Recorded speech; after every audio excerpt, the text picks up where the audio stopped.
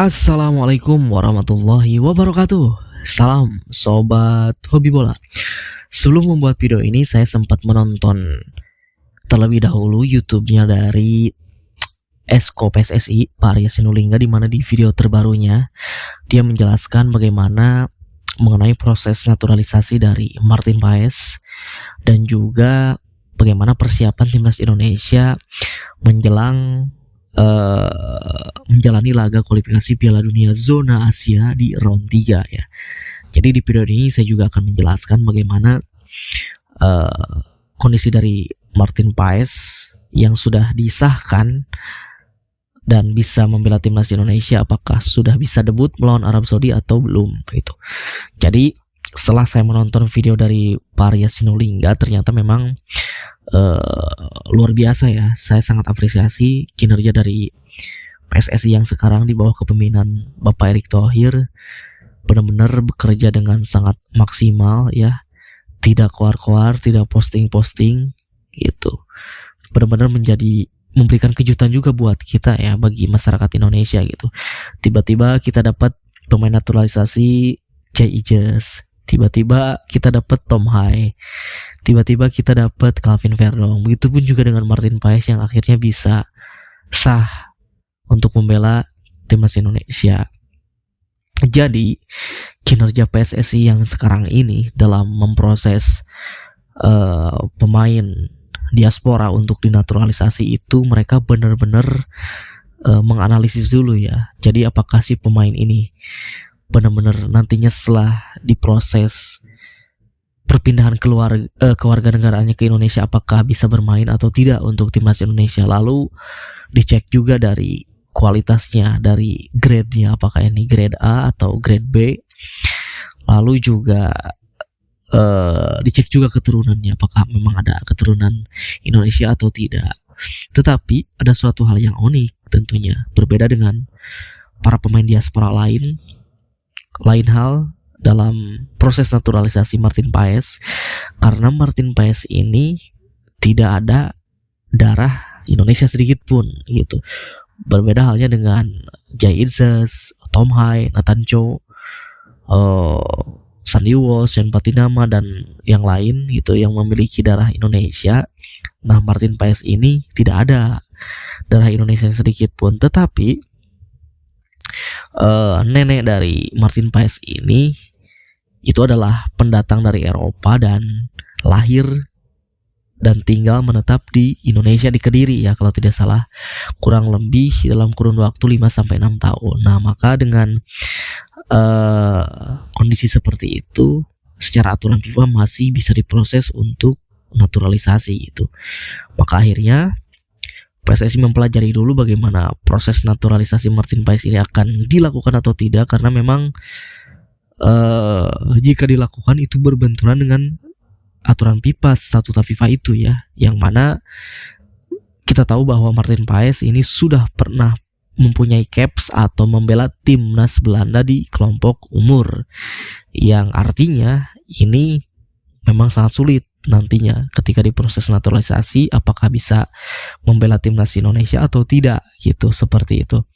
Bahkan ada pengamat yang bilang, atau juga dari beberapa media yang bilang, ini sangat mustahil gitu bagi Martin Paes untuk bisa membela timnas Indonesia ya. Tetapi akhirnya waktu demi waktu, proses demi proses, PSSI terus menganalisis dan Ketua Umum PSSI bertanggung jawab jika nantinya Martin Paes ini tidak bisa bermain untuk timnas Indonesia. Ketua PSSI akan bertanggung jawab kepada masyarakat, seluruh masyarakat Indonesia, terutama publik sepak bola Indonesia gitu. Tetapi pada akhirnya dengan kinerja yang benar-benar maksimal dari PSSI dan perjuangan tim lawyer dan lain-lain, itu saya apresiasi, yang akhirnya bisa membantu proses dari pada sidang di FIFA ya, yang akhirnya FIFA mengesahkan Martin Paes bisa tampil untuk timnas Indonesia gitu. Nah, pertanyaannya sekarang adalah, setelah Martin Paes ini disahkan gitu, bisa membela timnas Indonesia, apakah Martin Paes ini bisa langsung debut di kualifikasi Piala Dunia Zona Asia round 3 melawan Arab Saudi nanti atau tidak? Jawabannya adalah tidak ternyata ya. Jadi Martin Paes ini belum bisa debut ketika Indonesia bertandang ke Arab Saudi nanti.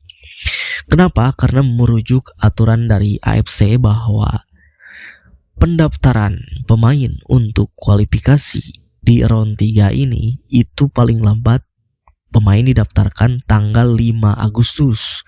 Sedangkan Martin Paes itu baru disahkan bisa membela timnas Indonesia pada tanggal 18 kalau tidak salah ya. Karena proses sidangnya di FIFA itu kan tanggal 15. Jadi sudah lewat pendaftaran untuk nama Martin Paes saat matchday pertama nanti melawan Arab Saudi. Lalu apakah bisa Martin Paes ini bermain di matchday kedua melawan Australia?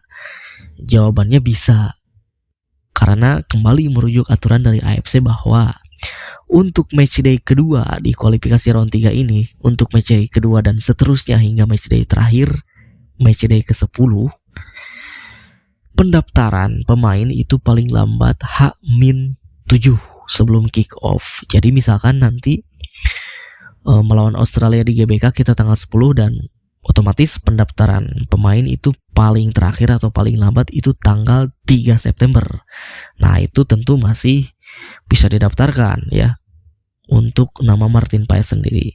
Tetapi walaupun begitu Martin Paes tentu bisa segera bergabung dengan timnas dari awal gitu. Walaupun tidak bisa bermain dengan Arab Saudi ya, karena memang nantinya Martin Paes sudah tersedia melawan Australia seperti itu. Nah, untuk persiapan timnas itu sendiri rencananya Shin Tae-yong ini akan membawa pemain kurang lebih sekitar 26 pemain ya kalau tidak salah.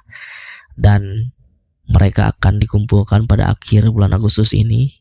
Tentunya yang ada di Indonesia. Lain halnya dengan para pemain abroad yang di Eropa yang nantinya mereka setelah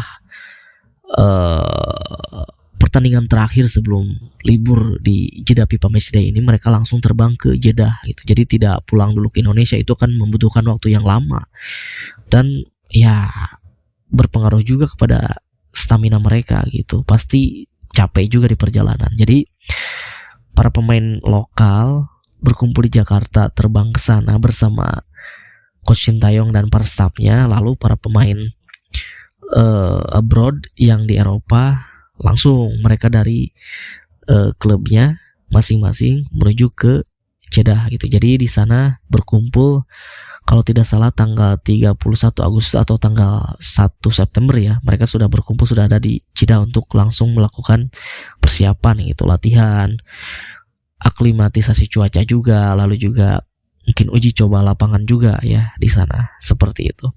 Nah, kinerja PSSI pun di sini juga benar-benar sangat maksimal ya. Jadi setelah nanti rencananya setelah selesai pertandingan melawan Arab Saudi, dikabarkan para pemain timnas ini Shin Tae-yong meminta untuk tidak berlama-lama gitu di sana. Jadi mungkin setelah pertandingan kurang lebih sekitar 2-3 jam para pemain langsung harus bersiap-siap untuk kembali terbang ke Indonesia karena memang waktunya sangat mepet ya. Dari tanggal 5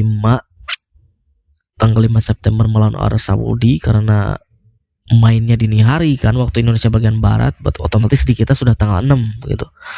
Jadi benar-benar harus kembali ke Indonesia dengan cepat. Dan di sini PSSI benar-benar mengupayakan dengan berkoordinasi dengan salah satu maskapai penerbangan itu untuk bisa mencarter pesawat agar pemain timnas ini bisa segera langsung pulang lagi ke Indonesia gitu untuk menjaga kebugaran dari para pemain untuk proses recovery yang cepat juga dan juga untuk memaksimalkan sisa waktu yang ada juga gitu. Jadi saya apresiasi kembali untuk PSSI dengan saat ini di bawah kepemimpinan Bapak Erick Thohir itu sangat-sangat maksimal ya, dengan benar-benar link dan koneksi ke berbagai stakeholder untuk